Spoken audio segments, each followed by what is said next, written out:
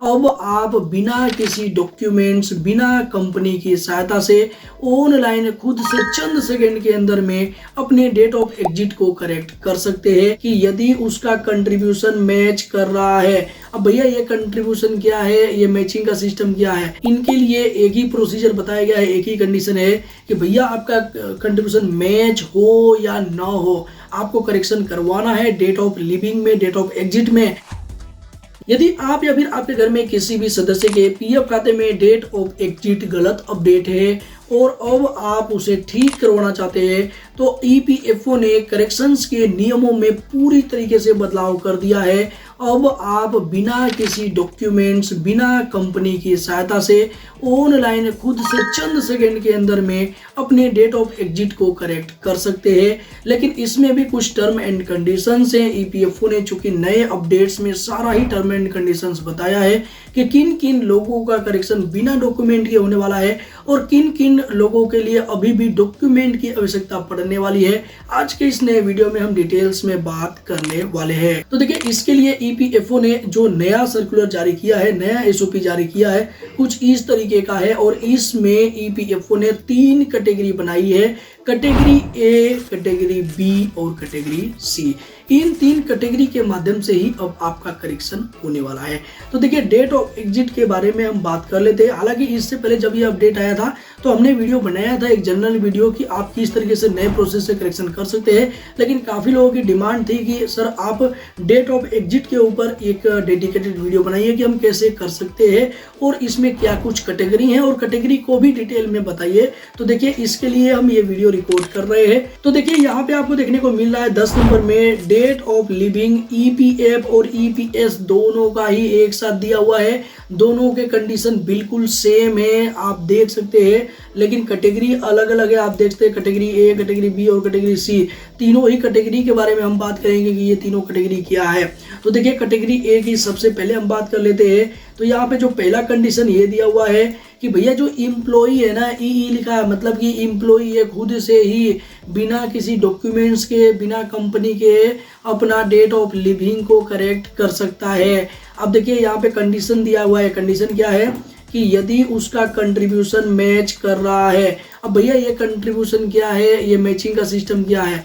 अब मान के चलिए कि आपका मार्च 2025 तक पीएफ का पैसा जमा है, आपकी कंपनी ने जमा किया हुआ है और आपकी डेट ऑफ एग्जिट कंपनी ने 2024 में ही डाल दिया है या फिर उससे पहले डाल दिया है या फिर जनवरी 2025 में डाल दिया है।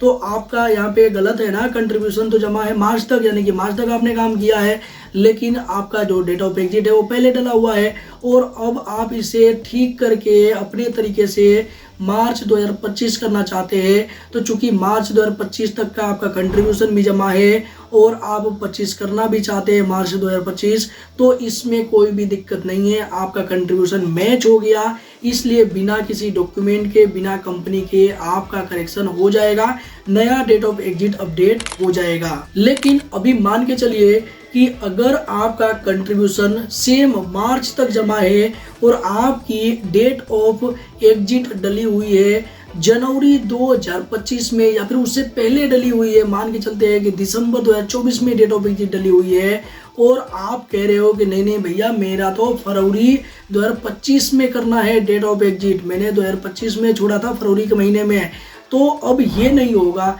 क्यों? क्योंकि आपका कंट्रीब्यूशन तो मार्च का भी जमा है ना, मार्च 2025 का। तो इस वजह से यहाँ पे अब आपको वेरिफिकेशन करवाना पड़ेगा, यानी कि आप जब रिक्वेस्ट करेंगे तो आपका रिक्वेस्ट है वो कंपनी के पास जाएगी। कंपनी जब इसे अप्रूव करता है तो उसके बाद से डीए और एओ के द्वारा वेरीफाई किया जाएगा। तो देखिए, यहाँ पे शॉर्टकट में सब दिया हुआ है। ई का मतलब होता है एम्प्लॉई और यहाँ पे ईआर का मतलब होता है एम्प्लॉयर, डीए का मतलब होता है डीलिंग असिस्टेंट और एओ का मतलब होता है अकाउंट्स ऑफिसर। ये पीएफ के भाषा में है और ईपीएफ ने खुद ही बताया है। यहाँ पे नीचे की साइड आप देख सकते हैं सारे के सारे फुल फॉर्म दिए हुए हैं, ये आपको कोई प्रॉब्लम ना हो। तो देखिए, यहाँ पे कैटेगरी ए में हमने समझा कि 2 कंडीशन है, एक तो मैच हो गया तो बिना किसी डॉक्यूमेंट का हो जाएगा और मैच नहीं हुआ तो आपको भी वेरिफिकेशन की जरूरत पड़ने वाली है। अब यहाँ पे हम समझेंगे कि ये तीनों कैटेगरी क्या है। उससे पहले हम जान लेते हैं कि यहाँ पे कैटेगरी बी का क्या यहाँ पे कहना है। अगर आपका कैटेगरी बी में आता है और आपका जो भी कंट्रीब्यूशन है वो मैच कर रहा है, तो आपको एम्प्लॉयर की जरूरत पड़ने वाली है, यानी कि आप रिक्वेस्ट करेंगे करेक्शन के लिए, तो आपका करेक्शन आपके एम्प्लॉयर के पास जाएगा, एम्प्लॉयर अप्रूव करता है, उसके बाद से आपका करेक्शन हो जाएगा। अब अगर आपका मैच नहीं होता है तो आपका खुद भी आप जब करेक्शन करेंगे तो आपकी जो रिक्वेस्ट है वो एम्प्लॉयर के पास जाएगी, एम्प्लॉयर इसे अप्रूव करेगा तो डीलिंग असिस्टेंट के पास जाएगा, और उसके बाद से यहाँ पे एक बदलाव आप देख सकते हैं कि अगर डीलिंग असिस्टेंट इसे अप्रूव कर देता है तो भैया ईपीएफ का जो दूसरा अधिकारी है ना उसके पास आपकी रिक्वेस्ट जाएगी। दूसरा कौन सा? एपीएफसी के पास जाएगी। एपीएफसी का फुल फॉर्म आप देख सकते हैं, असिस्टेंट पीएफ कमिश्नर के पास आपकी रिक्वेस्ट जाएगी, और ये कमिश्नर के द्वारा जैसे ही वेरीफाई किया जाएगा आपका जो करेक्शन है वो हो जाने वाला है। अब अगर वेरीफाई नहीं किया जाता है तो आपको रिजेक्शन का रीजन भी पता चल जाएगा। अब देखिए यहाँ पे उसके बाद से हम बात कर लेते हैं कैटेगरी सी में। जो लोग कैटेगरी सी में आएंगे इनके लिए एक ही प्रोसीजर बताया गया है, एक ही कंडीशन है कि भैया आपका कंट्रीब्यूशन मैच हो या ना हो, आपको करेक्शन करवाना है डेट ऑफ लिविंग में, डेट ऑफ एग्जिट में, तो आपका जो एम्प्लॉयर है वो रिक्वेस्ट करेगा, और उसके बाद से आप खुद से नहीं कर पाएंगे, और आपका जो रिक्वेस्ट है सबसे पहले तो डीलिंग असिस्टेंट के द्वारा वेरीफाई किया जाएगा, और उसके बाद से यहाँ पे एपीएफसी के द्वारा जो अभी हमने जाना है असिस्टेंट पीएफ कमिश्नर के द्वारा वेरीफाई किया जाएगा, और उसके बाद से करेक्शन हो जाएगा। तो चूंकि हमने यहाँ पे करेक्शन का जो नया प्रोसेस है कैटेगरी वाइज वो देखा है, लेकिन आप किस कैटेगरी में आते हैं किस तरीके से पता चलेगा, आप कैसे पता लगा सकते हो? तो देखिए यहाँ पे जो लोग कैटेगरी ए में आएंगे वो सभी लोग आएंगे जिनका यूएन 1 अक्टूबर 2017 के बाद जनरेट हुआ है, क्योंकि ईपीएफओ ने आपके एम्प्लॉयर पोर्टल पे यानी कि कंपनी के पोर्टल पे एक बहुत ही बड़ा बदलाव किया था कि 1 अक्टूबर 2017 के बाद से जो भी नए मेंबर रजिस्टर्ड होंगे उनका केवल और केवल आधार बेस पे ही रजिस्ट्रेशन कंप्लीट होने वाला है, यानी कि उनका पूरा डिटेल आधार कार्ड के हिसाब से ही होने वाला है। तो इसलिए वो सभी लोग एक कैटेगरी में आएंगे जिन लोगों का रजिस्ट्रेशन 1 अक्टूबर 2017 के बाद का है। अब यहाँ पे जो कैटेगरी बी है वो सभी लोग आएंगे इसके अपोजिट जिन लोगों का यूएन जनरेशन 1 अक्टूबर 2017 से पहले का है, क्योंकि इससे पहले तो कंपलसरी नहीं था आधार बेस पे रजिस्ट्रेशन करना, तो हो सकता है किसी और डॉक्यूमेंट के माध्यम से आपका रजिस्ट्रेशन हो गया हो। अब देखिए हम बात कर लेते हैं कैटेगरी सी में। तो कैटेगरी सी में वो सभी लोग आएंगे जिनके पास पीएफ नंबर तो है, यूएन नंबर का पता ही नहीं है, या फिर उनके यूएन नंबर से आधार कार्ड लिंक नहीं है, या फिर उनके जो पीएफ नंबर है उससे आधार कार्ड वगैरह लिंक नहीं है, वो सभी लोग यहाँ पे सी कैटेगरी में आने वाले हैं। इसके साथ साथ ऐसे पर्सन जिनकी डेथ हो चुकी है, ऐसे मेंबर्स जिनकी डेथ हो चुकी है लेकिन उनके घर के सदस्य यानी कि क्लेमेंट उनके डिटेल में करेक्ट करवाना चाहते हैं, उनके डेट ऑफ लिविंग में करेक्ट करवाना चाहते हैं, तो इस केस में ये सभी लोग सी कैटेगरी में आने वाले हैं। हालांकि यहाँ पे कैटेगरी ए में जो लोग आएंगे और बी में आएंगे ये सभी लोग ऑनलाइन एप्लीकेशन कर सकते हैं, लेकिन कैटेगरी सी के लोग हैं ये ऑनलाइन खुद से नहीं कर पाएंगे, ये इन अपने एम्प्लॉयर के पास से करवाएंगे, और इनके लिए एक जॉइंट डिक्लेरेशन फॉर्म भी ईपीएफओ ने लॉन्च किया है,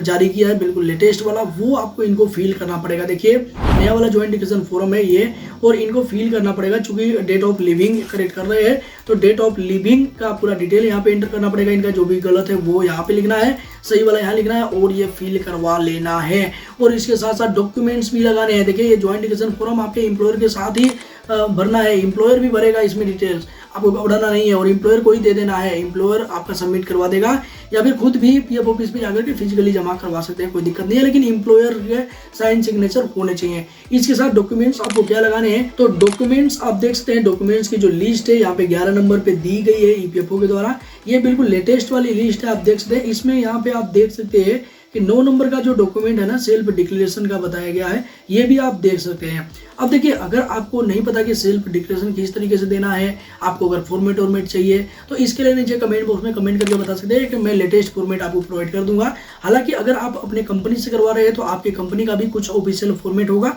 वो कंपनी आपको प्रोवाइड करेगी, वो ही आपको यहाँ पे देने हैं, और बाद में ये सारे डॉक्यूमेंट्स देने हैं।